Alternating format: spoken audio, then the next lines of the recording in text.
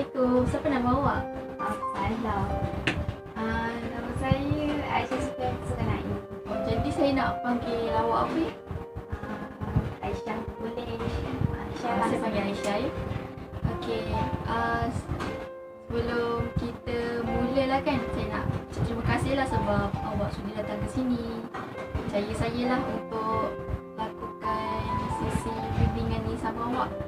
Okey, jadi sebelum kita pergi ke proses terusnya, boleh tak awak ceritakan latar belakang awak secara ringkas lah. Macam nama awak sekolah kat mana, adik-beradik ada berapa. Umur saya sekarang ni 12. Saya masih belajar dekat Sekolah Menengah Kebangsaan Lutut. Saya ada 5 orang adik-beradik. Saya ni anak keempat lah dalam adik-beradik saya. Macam abang, saya 2. Dulu dah kerja. Tak salah hidup kan. Saya juga ada seorang kakak. Ini belajar lagi dekat UM, ambil subjek pengajian asal Timur. Bapa saya ada adik lelaki. Umur dia sekarang 12 tahun sekarang ni lah. Ayah saya pula dia kerja biasa-biasa dekat satu yang dekatan dengan Bukit Muni. Pula tak kerja. Suri rumah lah kan. Ambil upah jaga budak je lah kat rumah. Adalah seorang baby. Saya sekarang ni duduk dekat Bukit Naga. Dulu pernah lah duduk dekat Putra. Situ-situ lah. Dulu je lah. Sekarang pindah Bukit Naga. Alhamdulillah sebab macam sekarang kan, saya duduk dekat Bandar Putra juga. Sekarang? Saya pindah tu tahun 2008 lah. Saya pindah ke Bandar Putra. Jadi dulu awak duduk Bandar Putra dekat area mana? Sebab macam Bandar Putra kan ada Easy, Apartment. Lepas tu Camellia, awak duduk kat mana? Apartment. Lah. Ya ke? Sama lah. Tapi saya duduk dekat ni lah, Blok A3. Awak duduk dekat blok mana? Blok B. Rasa sebelah punya. Tak pernah jumpa pun sebelum ni kan? Yelah dekat blok lain kan. Okey, kalau macam awak kan sekarang awak P3 kan? Patutnya awak ambil exam tahun ni kan? Tapi memang tak ada kan? Sebab kerajaan kata tak ada kan? Yelah faham. Okey, kalau macam tu awak ada tak apa-apa perancangan nak sambung apa selepas ni? Sebab dulu pun saya, sebab Bandar Putra kan dekat dengan Jangkabul kan? Jadi saya pun sekolah dulu kat sana jugalah. Tapi lepas zaman saya dulu saya ambil PMR. Lepas sampai setengah 3 tu saya dapat ni lah masuk kelas aliran sains. Awak ada ke perancangan nak masuk apa kelas apa macam sains ke, teknik ke, perdagangan ke? Apa perancangan awak? Setakat ni tak ada lagi lah. Tapi saya macam minat-minat lah dekat pertanian. Tak lah, saya ni pun pening nak masuk mana. Sebelum tu nak bahas apa ke kakak? Panggil akak je. Senang kan sebab tak payahlah formal kan. Kita pun macam kawan kan. Okey, tapi sebelum kita pergi ke peringkat seterusnya ke lah, saya nak tanya ke awak. Awak tahu ke masuk bimbingan ni apa sebenarnya? Bimbingan Secara ringkas lah awak cerita. Mana yang awak faham lah. tak pastilah kak. Tapi apa yang saya faham lah kan. Bimbingan ni macam kita bimbing orang. Kita bagi duduk ajar seorang. Betul tak? Betul? Kita bagi bimbingan ni. Betul. Tapi kalau secara detail lah kan saya cerita, macam bimbingan ni kita boleh buat dekat siapa-siapa je. Macam awak dengan saya ni pun dah kira bimbingan. Kalau awak nak buat kat sesiapa tu maksudnya awak boleh buat dekat keluarga awak, dekat kawan-kawan awak, dekat adik-beradik. Kalau awak ada boyfriend ke awak boleh cerita kan bimbingan. Tak ada lah. Awal lagi. Tak apa, bagus satu awal lagi kan. Lepas tu macam bimbingan ni kita boleh buat dekat siapa-siapa je. Sebab kita macam bagi nasihat kan, bimbing orang, macam bagi panduan, cadangan. Even dekat bawah pokok ke, masa kelah ke kan, awak boleh macam bagi bimbingan tu. Tapi kalau macam counselling ni kan, dia ada terikat dengan etika dia, ada protokol dia. Lepas tu bukan semua orang lah boleh buat sesi kaunseling ni. Macam kat sekolah ada kan? Apa kita panggil bilik kaunseling lah kan? Kalau kaunselor tu dia kan macam dekat dalam bilik kaunseling tu lah kan? Kita panggil bilik kaunseling. Jadi dia ada etika. Lepas tu bukan sembarangan orang boleh buat lah kan? Sebab yelah diorang pun ada kursus profession diorang sendiri kan? Jadi macam kita ni dianggap sebagai proses bimbingan lah kan? Okey, jadi sebelum kita pergi peringkat seterusnya, saya nak bagi satu borang soal sedikit kat awak. Okey, jadi awak boleh je jawab borang soal sedikit ni. Saya bagilah berapa minit yang awak boleh ambil. Kalau mana yang awak tak faham, awak boleh je tanya saya.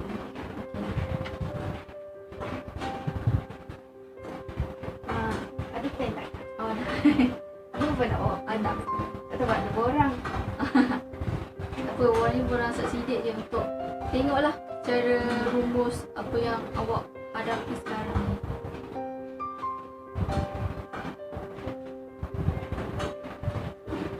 Tengok benda tak? Dia tanya. Oh ni, kekerapan.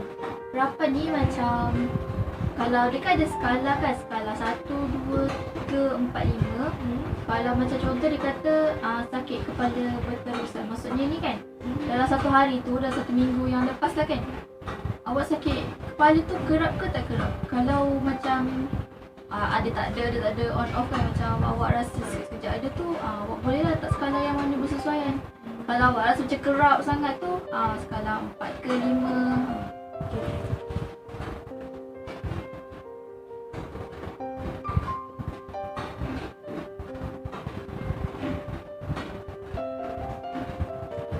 Tak apa, ambil masa awak. Dah maksudnya Tak apa.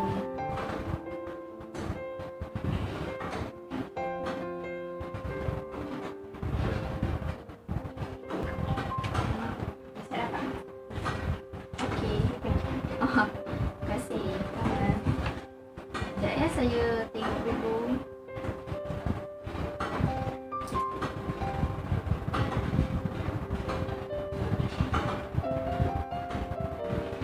Saya kira. Okey. Kalau ikut skala yang awak tanda ni, yang awak dah tanda dekat borang soal statistik ni, macam awak punya tahap stres tu tinggi. Awak ada tekanan ke sebelum ni? Ada. Okey, tak apa. Kalau awak tak kisah, awak ceritalah apa masalah yang awak hadapi tu sampai bacaan tekanan awak pun tinggi. Ini kita sama nak cerita, tapi kadang sini cerita juga kan. Tak apa. Kita kena luahkan apa yang kita rasa kan. Kurang-kurangnya tak adalah sakit tu rasa memendam tu kan. Tak apa, cerita je. Ya macam ni lah. Semenjak belajar online dan lockdown tu, banyak tekanan yang saya rasa. Kena hadap. Mula tak rasa apalah masa kena awal lockdown tu. Rasa sikit sebab dapat cuti. Macam dia kan boleh dapat rehat ke, main ke. Tapi bila start ada kerja online tu, buat sakit sikit. Sebabnya saya kena jadi dua watak macam masa.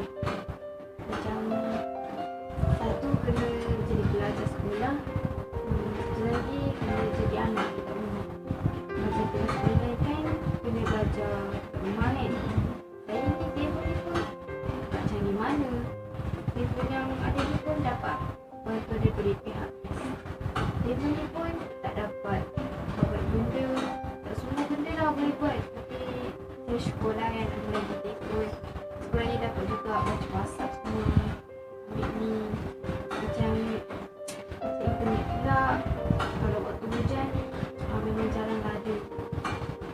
Pernah satu hari tu telefon saya boleh boleh emergency call je. Boleh call ni. Tak boleh buka WhatsApp. rumah saya ni pun tak macam online yang ada wifi, senang sikit kan nak ada kan. Okey, laju dah tak buat kerja online. Lepas tu macam saya pun tak ada tempat yang sesuai lah nak belajar, nak buat kerja semua. Kadang-kadang saya nak pilih bilik saya ni pun kakak saya halau saya. Saya dengan kakak saya ni mesti satu bilik sebab kat rumah ada 3 bilik je. Lepas tu bila dia tak bagi tu, saya kenalah belajar kat ruang tamu. Saya faham je lah ruang tamu bising dengan suara TV lagi, orang main kat ruang ni. Saya susah nak fokus bila nak buat kerja. Lepas tu macam saya ni lah kan, susah nak faham soal matematik. Saya macam slow sikit lah sebab saya mula malah kan. So macam sekolah ni pun dia tak bagi buat video kan, panggil kan buat video. Plus online ibu guna YouTube. Ibu guna YouTube lah sebab nak fahamkan satu topik lah. Tapi ada satu masa tu saya tak faham. Saya macam tidak sangat lah. Saya sedap. Saya tak boleh macam itulah. Penat. Tak tahu nak fikir macam mana. Okey, faham. Kalau macam masalah awak ni, tekanan utama dia sebab kelas online lah kan. Sebab pandemik yang berlaku ni, memanglah kerajaan pun tutup sekolah. Jadi kita tak boleh macam belajar dari keadaan yang biasa. Biasa kan kita pergi sekolah, pergi kelas. Jadi bila dah COVID ni, semua benda dekat rumah, semua benda kena online. Jadi saya faham sebab saya pun tengah ada kelas online sekarang kan. Jadi benda yang kira pertama, yang utama lah kan kita fikir line, internet. Kalau tak ada tu memang kita tak boleh buat kerja apalah. Bukannya nak merungut tapi memang benda tu utama kan. Okey, macam awak ada masalah tempat juga, tempat belajar. Okey, macam kakak awak home ke bilik tu lah kan. Macam awak pun tak ada tempat nak belajar yang strategi, yang sesuai. Okey, macam tu kita boleh cari cara. Tapi kalau macam soalan matematik tu, awak tak ada ke nak cuba tanya kawan awak macam mana ke? Cuba tanya cikgu ke macam mana? Saya dah cuba dah dengan kawan saya yang lain. Bila saya mesej diorang, semua tak tahu. Dia tak tahu, tak buat. Kadang-kadang tak buat kerja langsung kan. Dia cuba bagi nama dekat dulu. Kita dah minta tolong kakak saya. Kakak dia tahu, dia tolonglah. Dia tak tahu, saya pun tak ada nak buat apa. Sebab tu tak faham kan. Lepas tu saya ada kena portfolio. Bagi saya portfolio ni pun susah sebab tak ada support daripada ni. Sebab nak beli aktivitas tu. Saya nak buat kerja portfolio tu kat laptop. Tapi awal bulan laptop tu dia buat hal. Saya try nak pinjam laptop kakak saya. Tapi jawapan dia sama je. Nanti. Tapi tak pernah bagi. Takkan bagilah. Sebab bagi alasan kan. Kalau nak pinjam hotspot kejap je. Dia tak bagi. Tapi alasan dia kata nanti dia lembab lah. Kata cepat habis lah. Saya ni bukan nak menyerahkan dia nak tengok video apa ke. Saya nak buat kerja sekolah.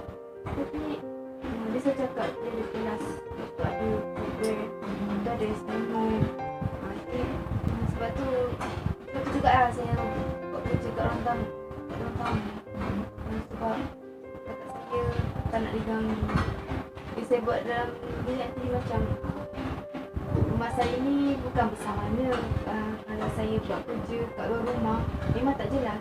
Sebab pencahayaan tak terang kalau waktu siang. Saya buat kat luar rumah sebab kat luar rumah ada meja dengan kursi lah. Okey, faham. Okey, kalau ikut masalah yang awak cerita ni, macam awak ada tanya kawan awak tapi kawan awak tak nak beri kerjasama kan, macam korang pun tahu. Awak tak ada try ke tanya dekat cikgu melalui WhatsApp ke, kat grup kelas, tak ada tanya? Tak ada, sebab saya ni ada sifat malu. Tak boleh macam tu. Sebab kalau kita nak sesuatu tu, kenapa kita nak kena malu kan? Yelah, kalau awak sendiri pun macam kawan awak tak tahu kan, habis takkan awak tak ada inisiatif nak tanya cikgu. Cubalah tanya cikgu, takkanlah cikgu nak marah kan? Mestilah dia pun suka kalau pelajar dia cari dia untuk apa, belajar. Sebab kita pun tak ada kelas, jadi memang kita susah nak faham kan. Jadi cikgu je lah sebagai rujukan pertama kita untuk belajar waktu kelas online ni kan. Cuba dah tanya cikgu, awak kena buang sifat malu awak tu. Sebab yelah, kalau kita malu kan, macam orang kata malu bertanya sesat jadi. Awak dah sesat ke tak nak kan? Okey, jadi yang kita awak tanya cikgu pasal soal matematik ke yang awak lemah lah dalam subjek tu. Tak kisahlah apa-apa subjek, awak tanya je cikgu awak. Kalau awak segan nak tanya dekat dalam grup dengan yelah sebabkan kawan awak ada kan, awak boleh je tanya cikgu secara personal.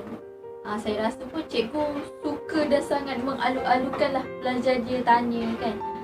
Sebab memang tugas guru tu untuk mengajar apa, anak didik dia kan. Kita pun selaku murid kenalah ada tanggungjawab juga untuk siapkan kerja yang dia bagi. Sebab kalau kita tak tanya pun, kita tak tersiap pun, nanti dia terus tanya, mana kerja budak ni? Nanti pun dia tertanya mana. So lebih baik awak tanya dekat cikgu awak sendiri. Kalau soal laptop tu, awak cuba je lah berbincang dengan kakak awak baik-baik. Cakaplah, kakak, awak panggil Aisyah kan? Aisyah ada nak buat folio ni kejap. Kesianlah Kak Aisyah pun ada kerja. Aisyah pun tak ada laptop. Kalau awak cakap baik-baik, saya yakin kakak awak akan bagi. Sebab takkanlah kakak awak tu ada kelas online sampai satu hari kan? Takkan. Dia pun mesti ada waktu rehat dia. Jadi macam waktu rehat dia tu kan, awak ambil lah masa. Kakak nak pinjam laptop kejap, cakap macam tu. Boleh kan? Okey. Kalau macam soal tempat tu, kan awak kata awak kadang dekat luar rumah kan ada kursi dengan meja. Okey, kawasan luar rumah. Jadi awak cubalah buat dekat, mungkin awak pinjam bilik mak ayah awak ke. Tapi kalau yelah setengah parents nakkan privacy, tak suka anak dia masuk, awak try lah buat kerja tu dekat dapur. Saya pernah lah buat kerja sekolah dekat dapur. Tapi dia bising. Abang-abang saya kan suka main game kalau time free. Ni bilik bising dengan orang main. Tapi bila saya cakap lebih kan orang macam suruh saya diam balik lah sebab nak main kan. Betul, saya suruh main dalam bilik. Dia kata dia tak nak, bilik dia orang lain tak sampai, lambat. Dekat orang tamu laju sikit. Jadi macam tu lah. Tapi bila saya suka earphone pun dia kata tak nak lah, rosak lah. So nak tak nak, saya kan malah sebab saya adik kan. Kalau saya lawan nanti apa saya dapat kan. Macam tu lah. Tak nak. Okay, kalau macam tu, yelah awak kan sebagai seorang pelajar kan banyak tugas. Macam abang awak kan bekerja. Jadi awak cakaplah baik-baik dengan abang. Cakap, abang, janganlah ganggu Aisyah kat sini. Aisyah nak buat kerja.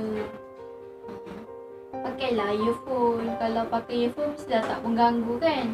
Macam cakaplah apa masalah yang Aisyah hadap. Macam dekat bilik, kakak tak suka ganggu pula.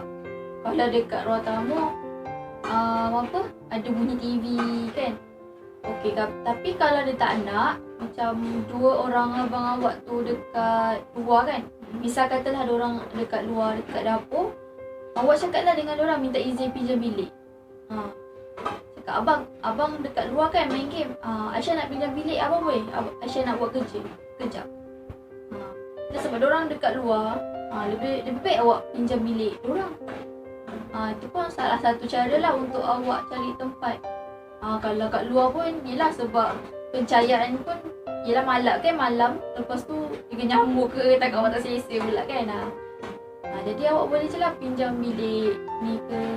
Tak apa, awak cakap dengan mak ayah awak ke, kalau diorang bagilah. Kalau tak bagi, awak guna bilik abang awak. Okey.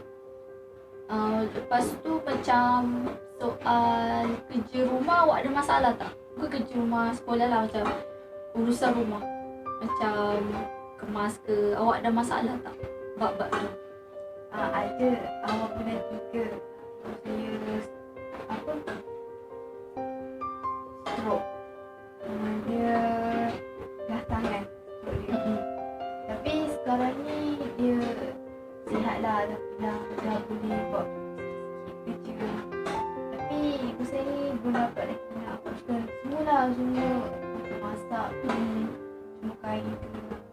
Dia boleh buat sikit je. Macam saya cakap mula lah kan, saya kan ada baby. Dia tak sihat. Saya dengan kakak saya jaga baby tu bergigi. Tapi selalunya kakak saya ni busy. Jadi saya banyaklah ambil part jaga baby tu. Kadang gemas, buat kerja rumah semua, semua saya yang buat lah. Kadang-kadang nak akan saya bukan tak ikhlas.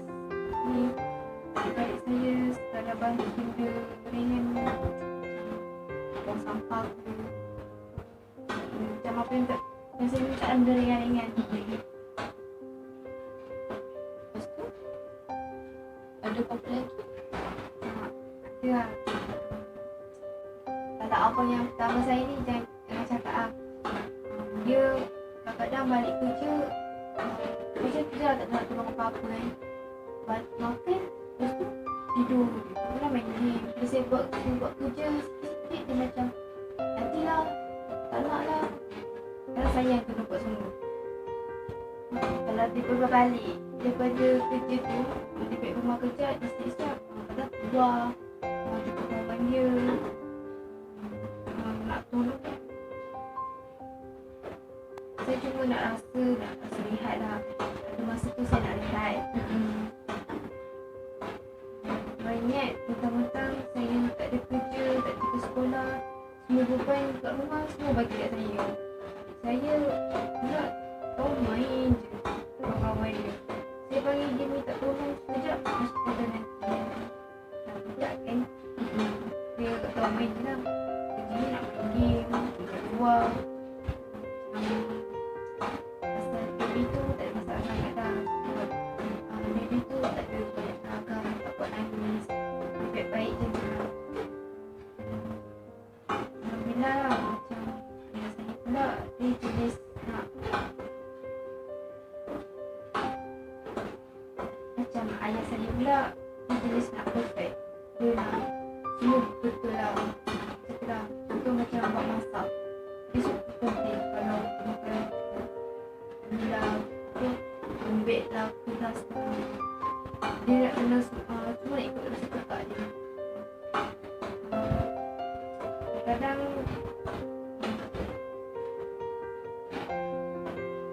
saya ni menjak ibu saya sakit, saya baru nak belajar masak. Masak sayur, masak sup, baru nak belajar. Kadang saya rasa macam kecewa bila saya dah masak, saya nak makan sebab tak sedap kan. Itulah nak ikut cita rasa dia. Saya pun awal-awal nak belajar masak, macam lah, ada yang tak sedap, ada yang sedap. Okey, kalau macam awak cakap tadi tu kan, kalau ikut yelah kan, berdasarkan situasi awak, macam ni lah, awak cuba buat jadual waktu dengan adik-beradik awak. Okey, let's say lah kan, abang awak kan diorang tu kerja, jadi waktu pagi diorang mesti orang kerja, jadi diorang tu boleh buat aktiviti macam buang sampah tu diorang buat kan. Okey, jadi malam itu suruhlah diorang cuci baju. cuci baju untuk hari tu punya, yang baju kotor. Jadi esok pagi awak tinggal untuk jemur je. Sidai. Atau malam, atau waktu malam tu juga dorang boleh buat macam cuci pinggan lepas makan malam, kemas dapur ke. Kalau macam awak dengan kakak awak kan dia gila-gila, tapi kadang-kadang dia pun ada kelas kan. Okay, awak cuba faham situasi dia lah kan, dia ada kelas. Okay, jadi macam dia tak ada kelas tu, bolehlah bagi part jaga tu dekat kakak awak kan. Macam kemas-kemas ke apa-apa, tak kisahlah kan. Okay, lepas tu kalau macam kakak awak, dia kan ada kelas. Jadi awak ambil part yang dia ada kelas tu, awak uruskan rumah.